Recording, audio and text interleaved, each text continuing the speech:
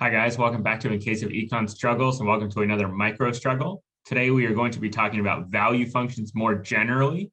We have talked about indirect utility functions in a previous video. This is an extension of that concept to just value functions more generally. And this is super useful because value functions are used a lot in optimization problems. And so it's very helpful if you can have a good definition of value functions, how they work in your mind.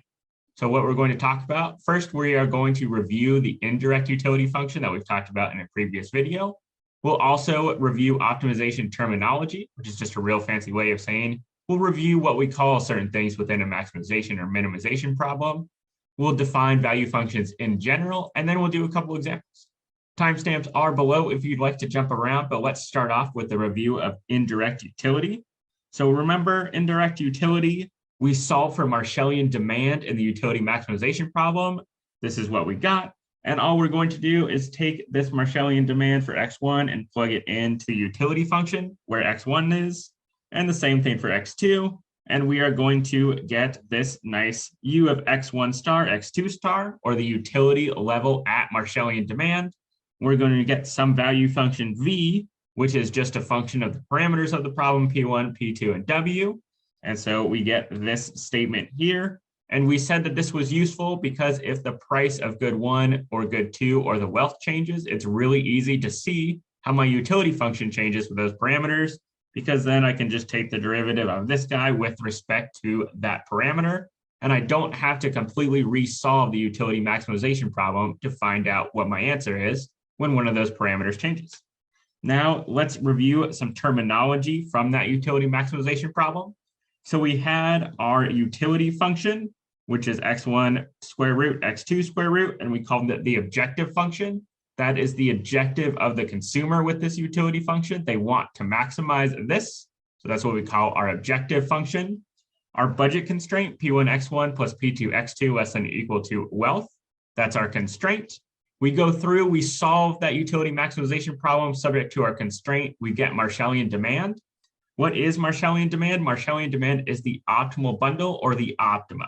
Now, when we solve for indirect utility, we know that we plug this Marshallian demand into our objective function, and that's exactly what the definition of a value function is. So the value function is the value of the objective function evaluated at the optimum, which when we apply it to the utility maximization problem, we just get the value of the utility function evaluated at Marshallian demand, and we know that is a utility level. But let's do a couple other examples just to see how this value function works.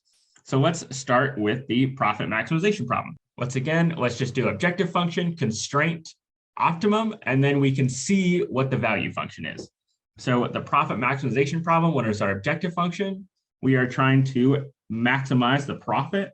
What is profit? Profit is P times the production function. We'll make production a function of capital and labor, minus we got to pay a wage to our workers, and we have to pay a rental rate to our machines. What is our constraint? Our constraint is that we cannot try to produce at a level that our inputs can't support, which is really just a way of saying we can't produce more than we can produce, which seems a little odd, but it works. So we'll just say y equals f of KL. What is our solution to this problem? Our solution is called conditional factor demand. So that just means that we have L star, which is a function of the price of our output good, the wage, and our rental rate. We also have our capital star, or our demand for capital, which is also a function of the price of our output good, the wage, and the rental rate. And just to be super clear, I'll write it here. This is what we call conditional factor demand. That is the solution to our profit maximization problem. So our value function is the profit function evaluated at conditional factor demand, which I can plug in here. What is this? This is a profit level. This right here is our revenue. This is our actual cost of labor, and this is our actual cost of capital. So this is a realized profit. That is the value of the value function in a profit maximization problem. It's just profit. We can also do something that's maybe a little more fun with a sports econ example. So let's say that we have some win percentage W. That's win percentage, and that's some function of the talent on our team, the market size, maybe the competitiveness in our league, and some other parameter H.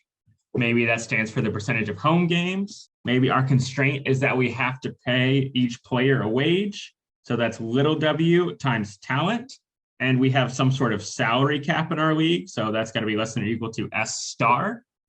If we go through and solve this, we're going to get a optimal talent value.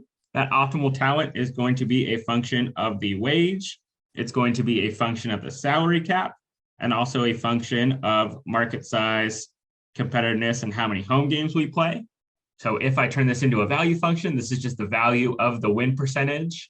V is just a function of the wage, the salary cap, the market size, the competitiveness of our league, and home games. What is the value function here? This is the actual win percentage we had during the season as a function of wage, the salary cap, and the other parameters in the problem. So hopefully this gives you a couple more examples in terms of value functions. If it was helpful, make sure to like and subscribe, and we will see you next time for another case of econ struggles.